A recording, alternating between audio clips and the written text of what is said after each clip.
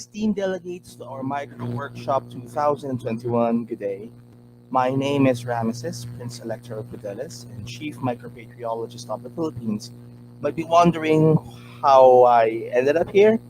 I have no idea as well, but I am very much fortunate and I'm very much grateful to His Excellency, the Vice President of Dracul, of the Commonwealth of Dracul, for inviting me to this very prestigious event. I know that it's a challenge, I know that it's tough, but I am very much happy and I'm very much fortunate that I am here with you guys right now. So I am on location at Valenzuela, Metro Manila in the Philippines.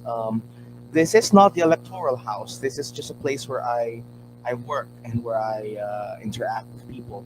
I decided to film this today because I wanted to make sure that first, everything is done and in order.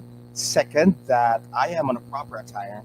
I am not a person who wears princely attires when it comes to discussions. And third, as an academic, I want to make sure that the environment is conducive to learning. So our discussion for today focuses on two things. First is accurate history, and the second one is claims and controversy. But let's start first with the first topic that we have, which is accurate history. So, delegates, you might be wondering, how would an accurate history be an important factor in running your own micronation? So, in running a micronation such as ours, say for example in Fidelis, it is very important to have an accurate historical backdrop of what is happening in the past, in the present, and in the foreseeable future. So when we are working on history, you have to make sure that historical data matters. All right.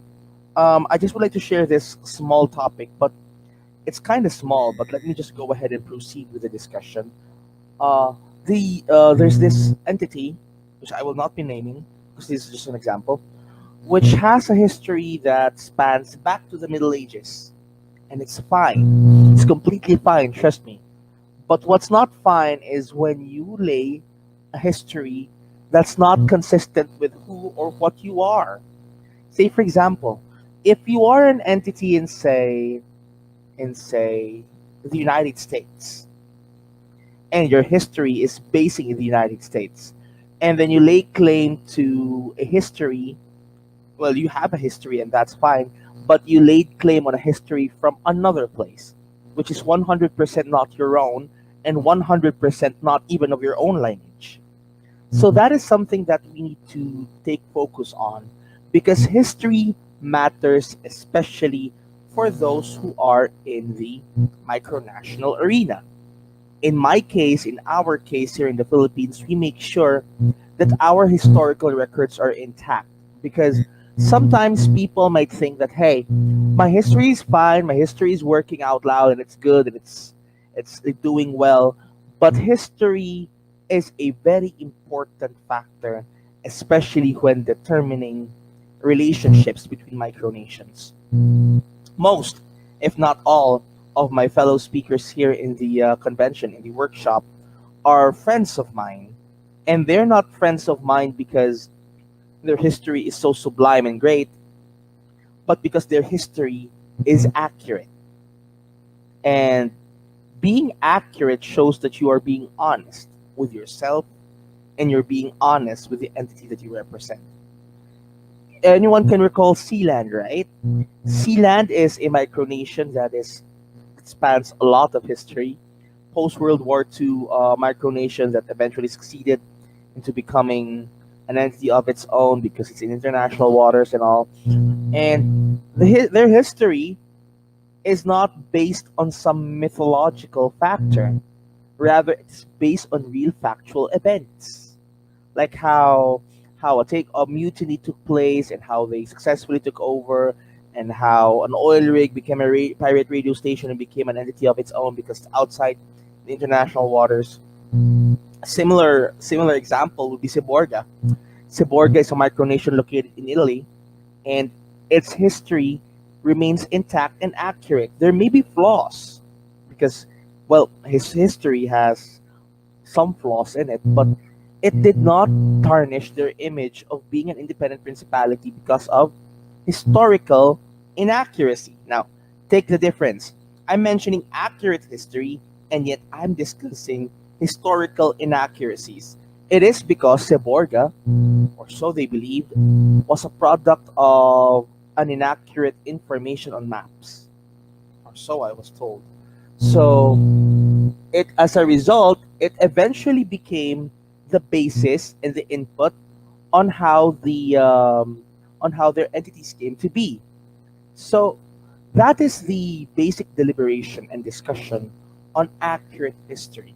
And accurate history is very, very important, especially when you are trying to become a micronation of extreme heights. I may like to give examples, but some here, our good friend here from Molossia has an accurate history. Our good friends from Dracul, our good friends from Hrafnarfjall, West Who, West Arctica. These are, if you could see something in common with all of us here, including Lawrenceburg and I, if you could see the similarities that we all have, it is that we have an accurate history that's backed by reality, and that's kind of legit because the history speaks for itself, and all of us in this workshop tend to believe in the standing that we need to make our history as accurate as possible. And yes, it's still a proud moment if your micronation came out of your bedroom.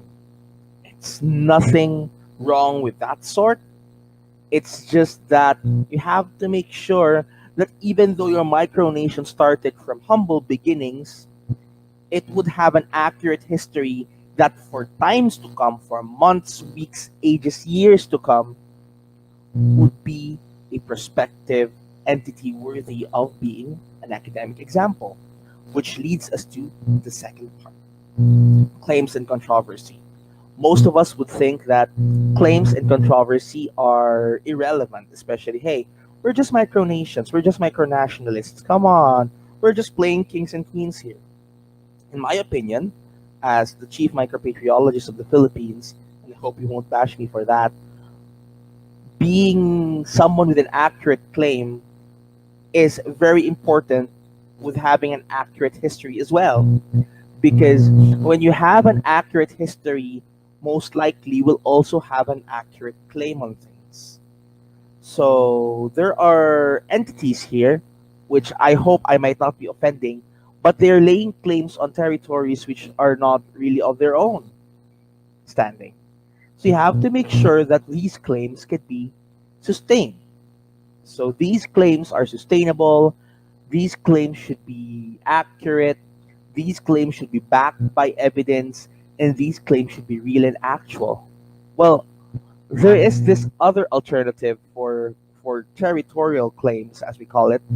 It's the zone of influence, or areas of influence, or areas of nominal jurisdiction, as we say here in the Philippines or in the AMPI, the Association for Micronations in the Philippine Islands.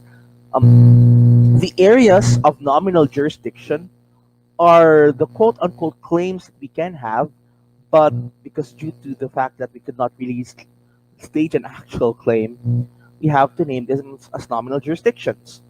And no, it's not wrong to lay claims. Don't get me wrong for that.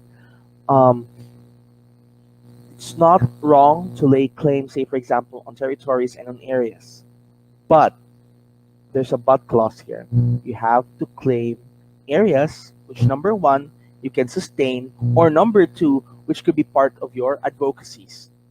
We have good friends from Flandrensis and West Arctica here, and they're claiming areas in Antarctica, which some people would think is wrong, but because West Arctica and Flandrensis both have ecological platforms, that makes them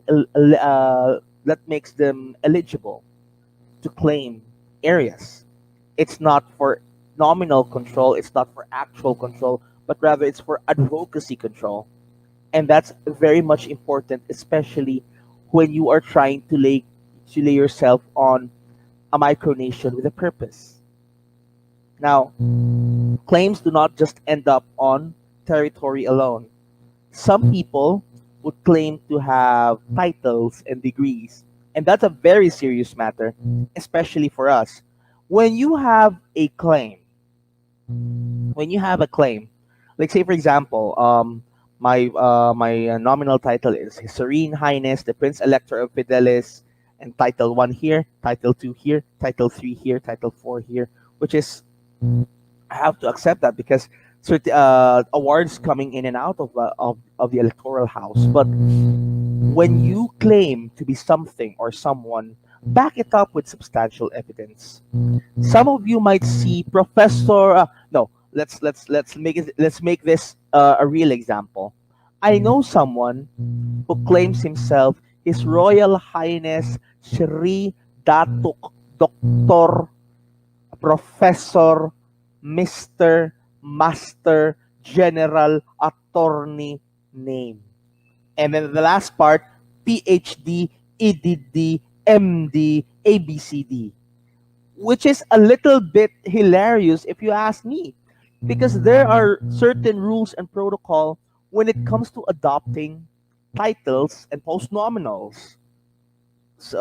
In my case, I may just use the very short format, which is HSH name and of country. But outside, I usually adopt my formal title, which is Mister, my name, that's it. Or in academic parlance, it's Professor, my name, BAPS, which is Bachelor of Arts in Political Science, the degree which I graduated from. So most of us would have that and will stick at that. And others would use a lot of nominal, pre-nominals and post-nominals like Datuk, Doctor, Shri, Dayang Dayang, and whatsoever. And the last PhD, MD, QC, and all that. And don't get me wrong, those titles are fine. It's just that they're mere icing on the cake. Too much of it can get it too sweet. Too little of it is fine. It's good for diabetics, but too much sweeteners on cakes can get you sick, you know? So it's similar with titles and postnominals. Too much is a little bit too dangerous because most micronationalists, if not all, are very much wary of the fact that those who aspire to have huge titles, big honors, large certificates of honors, these ones are the ones that need more concern, that need more attention. So the longer your title, the ordinary people would think that you're a great man. The ordinary people would think that, oh, this guy is great, this guy is so superb. When in fact it's not. So make sure that your claims are accurate. Even with the titles, they're very, very much important. And make sure that whatever you're claiming, you can back it up. And don't put too much of your claims. It's best, believe me, it's best if you can only keep yourself on a low profile. Because even if you have a lot of awards, it does not define who you are. What defines who you are is how you stand up and how a person of integrity should you be. So your titles do not define you, but rather how you carry them out in yourself. So that's the main part when it comes to claiming. When you claim land, make sure it's your own, or make sure that it aligns with your interests. When you claim titles, make sure that it's granted to you. And don't one more thing with titles, don't do this title diplomacy. I'll give you titles, you give me one. No, it's not going to be the case. Most most if not all are very much wary of that, and we encounter similar instances in which people would give us awards and certificates, and thank you for that, but in return they're asking us to grant them awards and certificates as well. And in the honors code, there are regulations, protocols, and procedures as to how one can garner a specific award. So don't do that habit of swapping awards, because it's not going to be healthy for you in the long run. Most micronations would last for at an average of 6 months to a year. And if you collect too much of those certificates or of those titles, it becomes redundant. It becomes obsolete.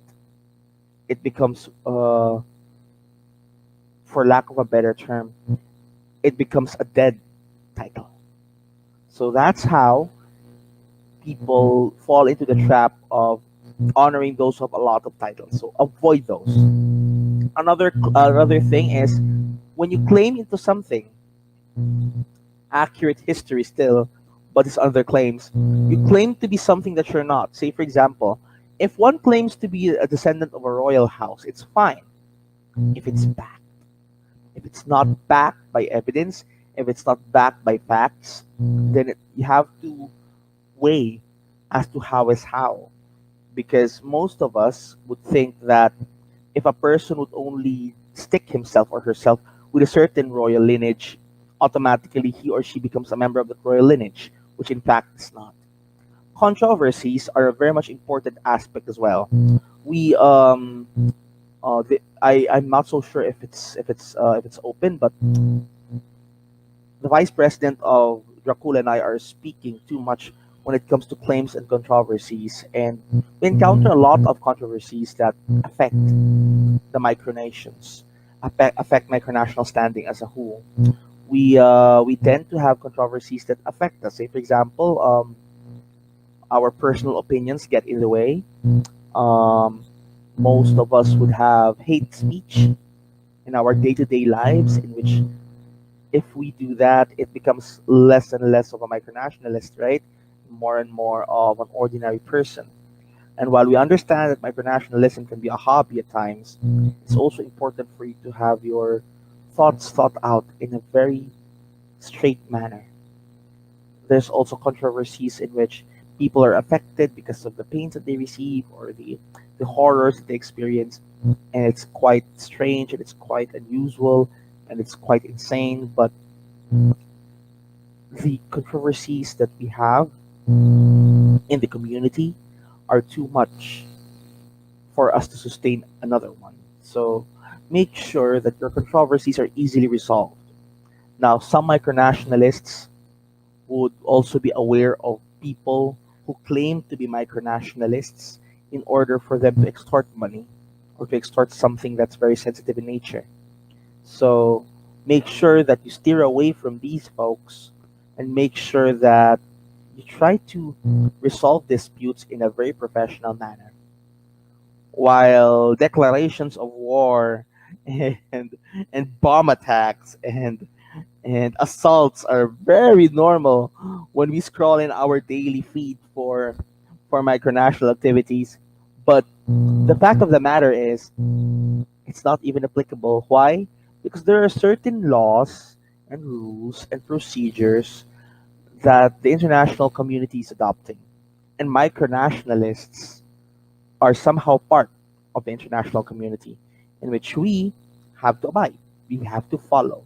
So wars are quite irrelevant and it's not working. So if you want to grow up in the micronational community, eliminate wars altogether. Eliminate the essence of a warfare because it's not gonna work. It's not gonna help. So there's a lot of things that I still want to share, but I'd be very happy to share them if there are other avenues to discuss with. So first I discussed about accurate history, and the next one is the claims and controversy. So let's proceed with the third one, which is basically my pro tips.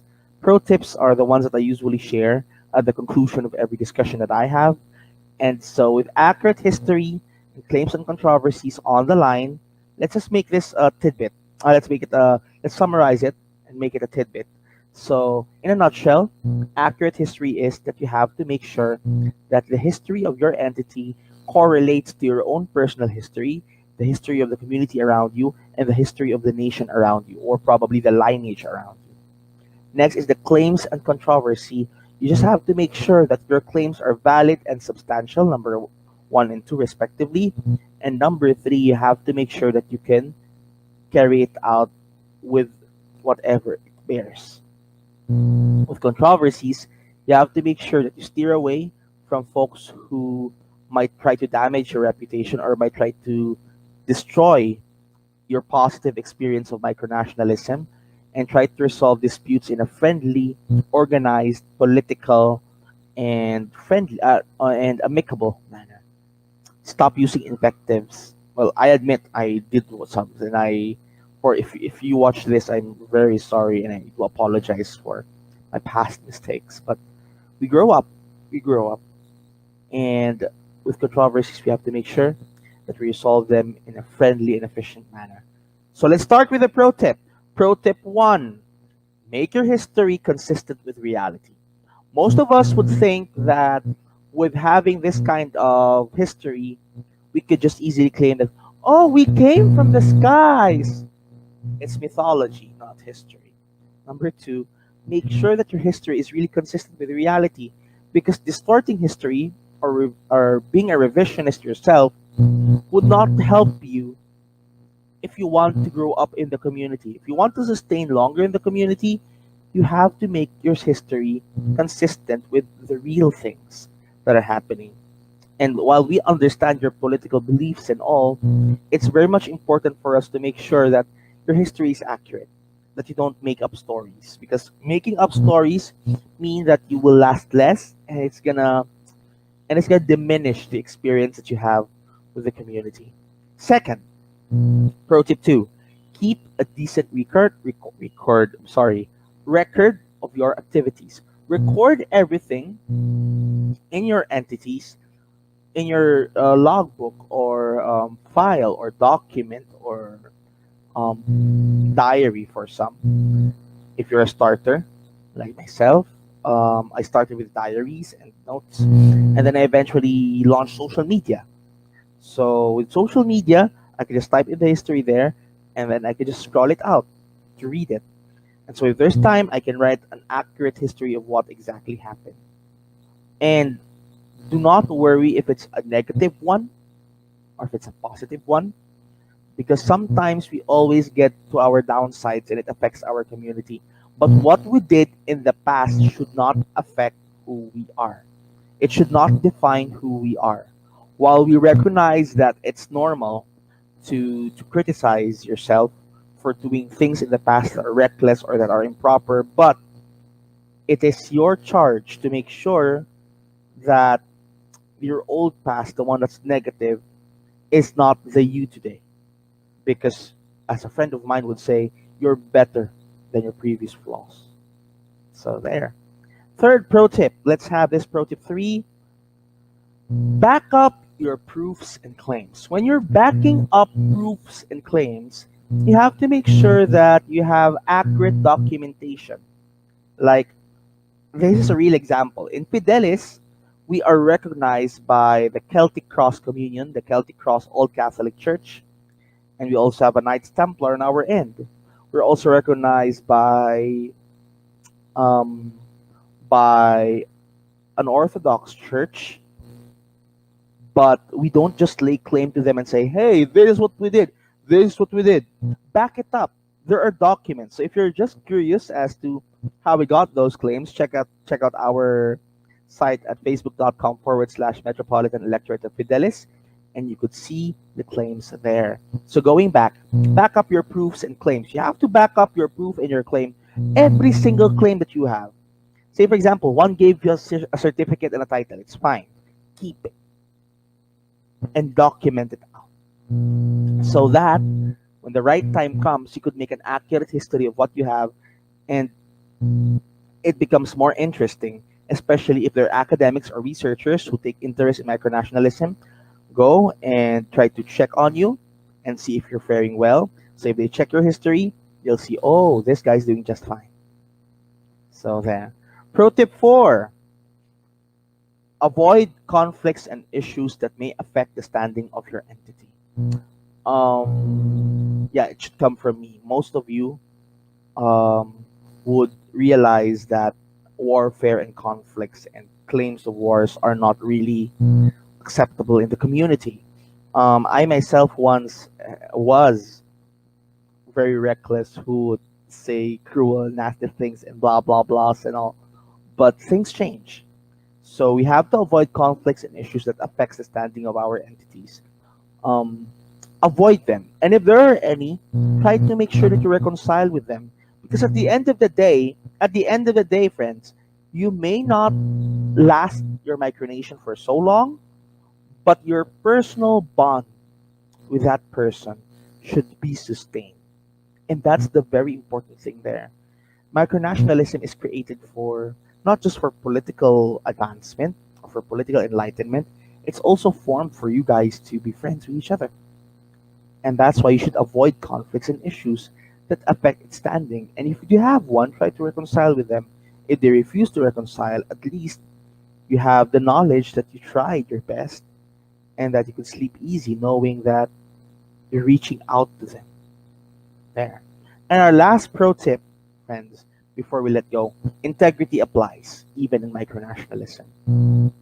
Friends, when you claim on something, I know some of you may be young, some of you may be inexperienced, and some of you may be very eager to learn things, very eager to discuss things, very eager to explore the world of the community. You have to make sure that your integrity still applies. That means if you claim to be a prince, act like one. If you claim to be a monarch, act like one. If you claim to be a president, act like one. So behave in a manner in which your title and your dignity requires you to do. So it's gonna be too rude if you're say a president of a certain country and yet you're doing something that's very inappropriate, right? So behave yourself in a way that integrity would apply to you. So integrity at all times should apply. Be decent when collecting your historical data, and make sure as well that your own personality would also reflect on it. Most micronations are entities of solo citizens. And so solo citizens mean that you are your micronation. How you behave is the way that your micronation behaves. So make sure that your integrity applies at all times, even in our community. So I think that's it on my end. I would like to thank everyone. First and foremost, I'd like to thank the Commonwealth of Dracul with his Excellency the Vice President for allowing me to be part of this prestigious event. And I'd like to thank everyone, my fellow speakers here, who drew some time to give you guys an insight on how the community works and how to be a better member of the community. And I want to thank you for being part of this historic workshop. This is not a convention. This is the first time that a master class, quote unquote. I hope it's going to be a master class, but it's the first time that a workshop for this sort has been ever made. And we're proud, as a representative of the Association of Micronations in the Philippine Islands, we are proud to be part of this very historic event. Yeah, truth be told, I'm probably the only Asian here, but that's not that's not even an area of contentment. Rather, it's an area of pride because um, the community or the international community thinks that micronationalism is only centered in the United States and Europe, when in fact it's scattered all over the world. So that's one last pro tip for you guys. When you make relations, expand your reach. You might never know, but your good friends from the Philippines might probably have a community in which you guys would be very, very happy to interact with. And there, that's it. Thank you so much for joining us in this discussion.